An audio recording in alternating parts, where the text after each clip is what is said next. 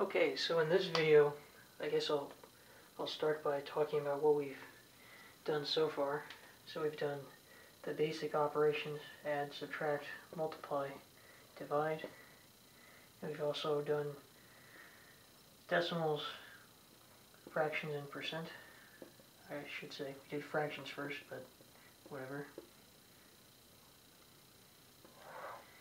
And I'll go ahead and say straight out, for most adults, this is all the math you need to know. And there are only a handful of jobs that require knowledge of math higher than this. So once you have this as your foundation, you're pretty much good to go for the most of your adult life. For the jobs that do require more math, higher math, now that would include, scientists, engineers, mathematicians, some people in finance and accounting.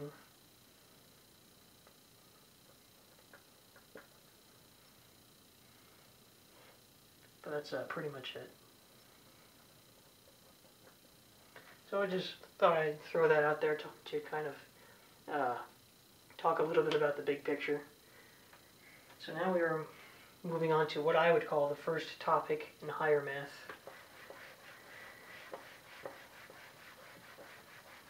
So we've left arithmetic behind. So now we're going to start talking about exponents, and also in this lesson we'll talk about logarithms.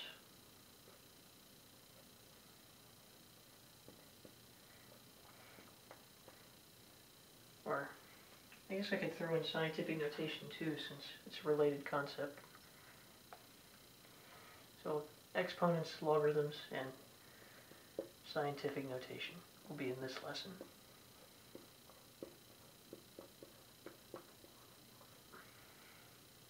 So first up, for exponents,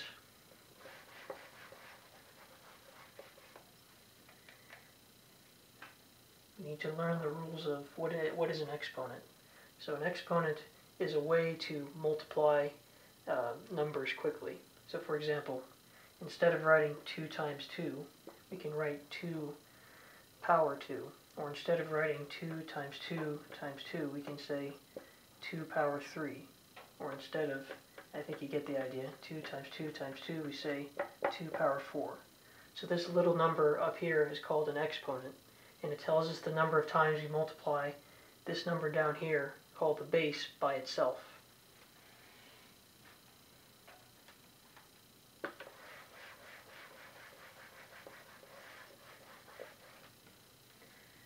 Something raised to the power of 2 is called a square number. So common square numbers, you have like 3 squared is 9, 4 squared is 16, and so on. It's a good idea to have the square numbers memorized for the numbers 0 through 9. For larger numbers, it's not really necessary. It's often an exercise in school, but it's not really necessary as long as you know how to multiply two-digit numbers. So, for example, if I wanted to know what 16 squared was, and I didn't have that memorized and I didn't have a calculator, that's just 16 times 16. So to do that, first we'd have 6 times 6. This is kind of a review of multiplication. 6 times 10. 10 times 6. And then last 10 times 10. And that comes out to 256. So you don't really need to memorize the squares of numbers greater than 9. I suppose it is, 10 times 10 is pretty easy to figure out by hand. So 0 through 9 is all you need. Now we have to learn a little bit about the laws of exponents, or rules, whatever. I call them exponent rules.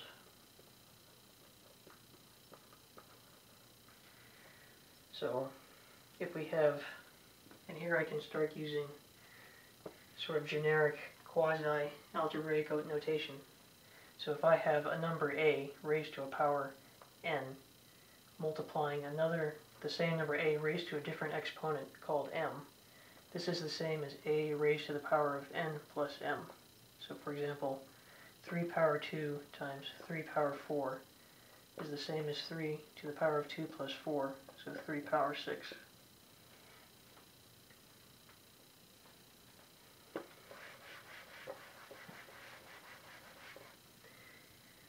Division is just the opposite. If I have a power n, or m, over the power a power n, that's the same as a to the power of m minus n. So 4 power 3 over 4 power 1, or 4, is going to be the same as 4 to the power of 3 minus 1, or 4 squared.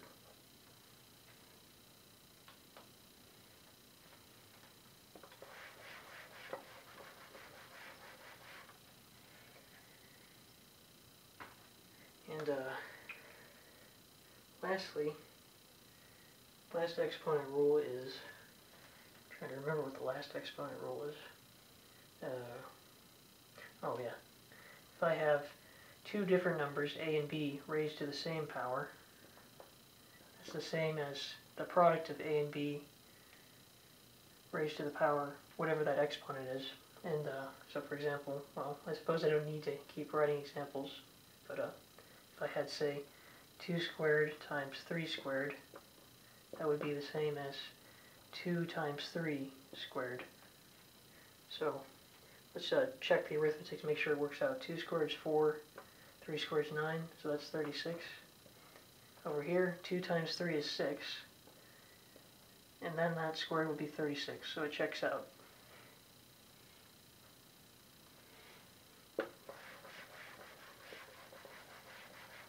And the last exponent rule, let me see if I got a little bit distracted. Goodness. Let's see. Can't seem to recall what it is.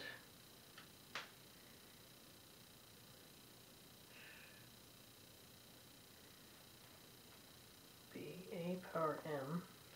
Oh, that's it. I remember now. So if you have something raised to an exponent and then raised to another exponent, you multiply the two exponents. That's the one I was thinking of. So for example, 5 power 2 raised to the third power is the same as 5 raised to the power of 2 times 3, 5 power 6. There we go. Sorry about that little delay there.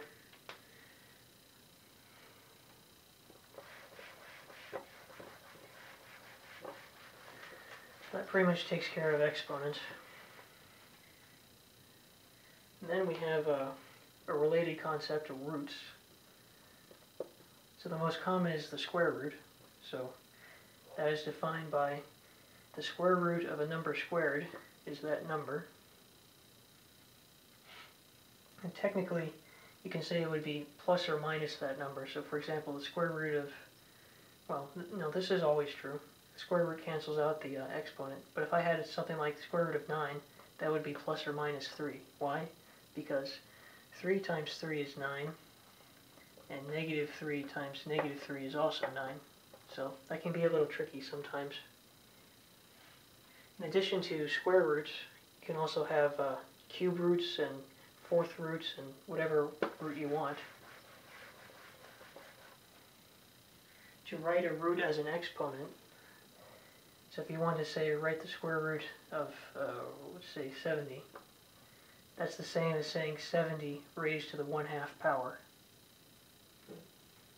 So when you want to find a root, you have a fractional exponent. And let's see, I guess that pretty much takes care of roots.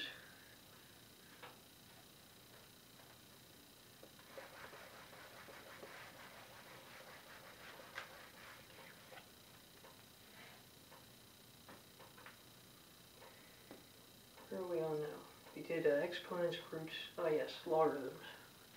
So logarithm is another way of writing an exponent. So the handy thing about a logarithm is it allows you to write very big and very small numbers that are compact. So for example, well, I have to introduce, so most logarithms are what's called base 10. So it's usually just written as log. So for example, log of 10 is 1. And why is that? Well, that's because 10 raised to the power of 1 is 10. So what the logarithm returns is the exponent you have to make of the base to get this number. So to give another example, and you can have other bases, and I'll talk about that in a little bit, but base 10 is the most common. So log base 10 of 100 is going to be 2. Why? Because 10 raised to the power of 2 is 100.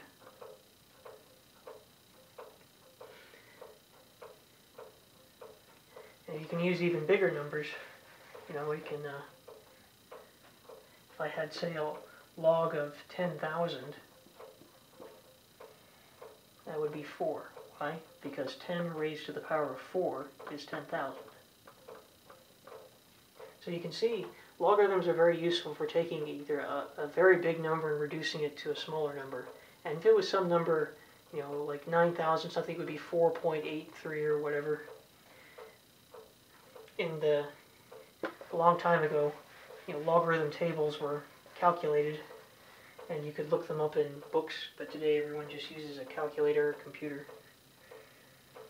It works the same with small numbers. So if I have the logarithm of, say, 0.01, that's going to be -2. Why? 10 raised to the power of -2 is the same as 1 over 100, which is the same as 0.01. So you can work the other way.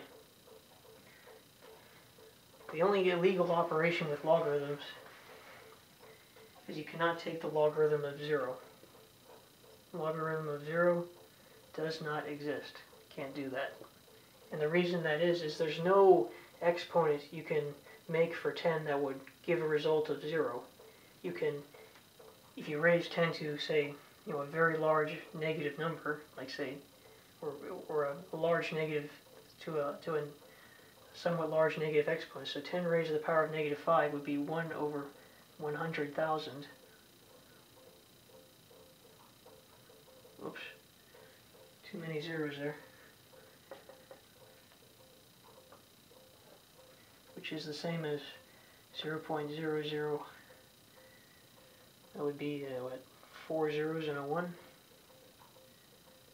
Let's see. That would be hundreds, thousands, 10,000s, and one more. So a very small number. And no matter how big a negative exponent you put on 10, you're never going to get to 0. So you could put, you know, -10, and then you just have 0.9 zeros and a 1, still not 0 yet. So you can't find the logarithm of 0. So 10 is the most common base. You can pick whatever base you want, and sometimes you need to switch between bases. There's another common base called a natural logarithm, which is written this way.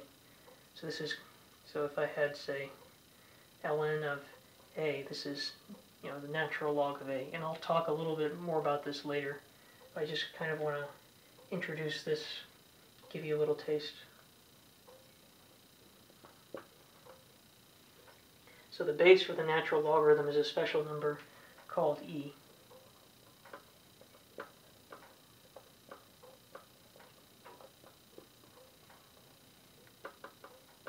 Which is approximately 2.718. Whoops. And it keeps going. I think I have that right, 2.718. I forget exactly, but something like that. It's a special number. We'll talk more about it later. So the other main view with logarithms is the change of base formula. So if I have, say, log base a of b, I want to turn it into, say, a different log. Well, let's see. How am I going to pick these numbers here? Call it log. So say the next base we would call c. So that would be log c of b divided by log base c of a. I believe, yes. Let me see if I can derive that to get it proper.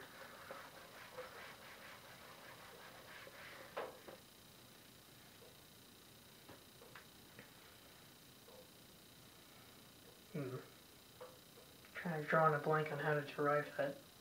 So if I have, say, I don't know, y equals a to the x, and I want to turn this around, I can take the logarithm of both sides. I haven't talked about log rules yet. I should go do that first before I talk about change of base. My mistake. So, a couple rules with logarithms. One is that log of a plus log b is going to equal the log of a times b. I'm still going to use the x as a multiplication symbol for the time being. When we get into algebra and we have x's everywhere, I'll leave out that symbol. In a similar way, log a minus log b is the same as log of a divide b, or a over b.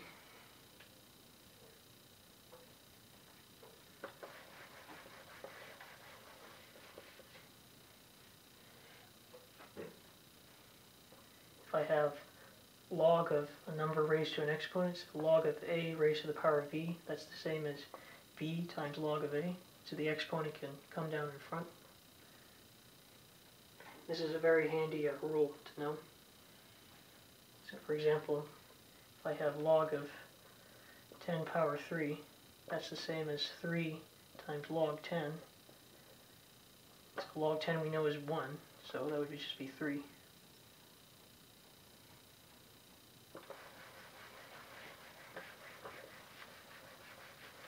And the last thing is the change of base formula.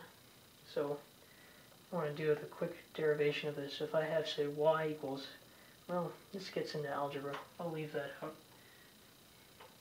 I don't want to talk about algebra yet.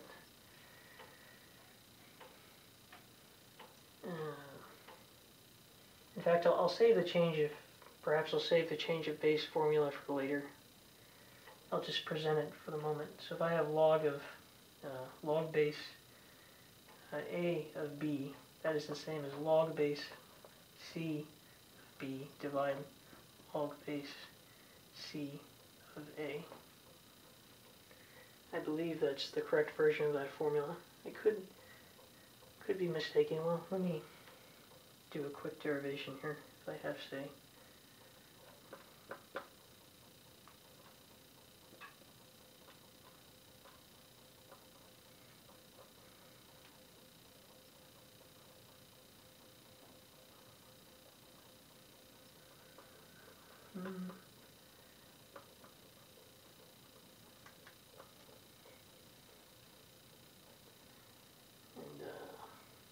let's see.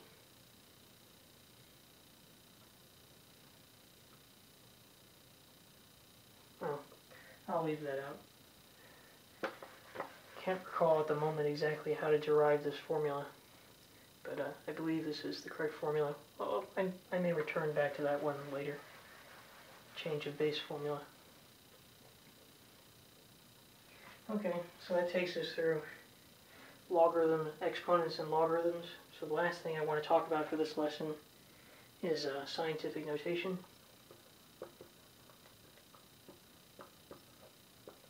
So this is pretty straightforward. It's just a way of writing very large or very small numbers. So for example, if I had, say, 0.00053 in scientific notation, what I would have to do is I want to move the decimal point until I have one number to the left of the decimal point. So I would move it 1, 2, 3, 4.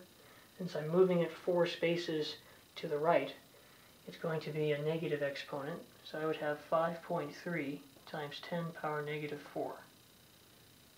And going the other way, if I had, say, I don't know, 712 million,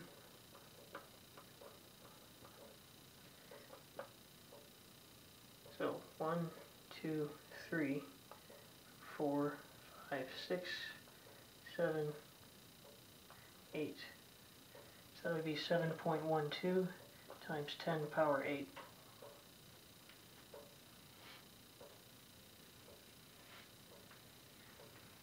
That's pretty much the gist of scientific notation. Like a logarithm, it's a useful way of writing very big or very small numbers in a compact way. And that's pretty much the long and short of it there. So that's the end of that lesson. And in the next lesson, I suppose probably getting into, I'd say geometry would be the next topic.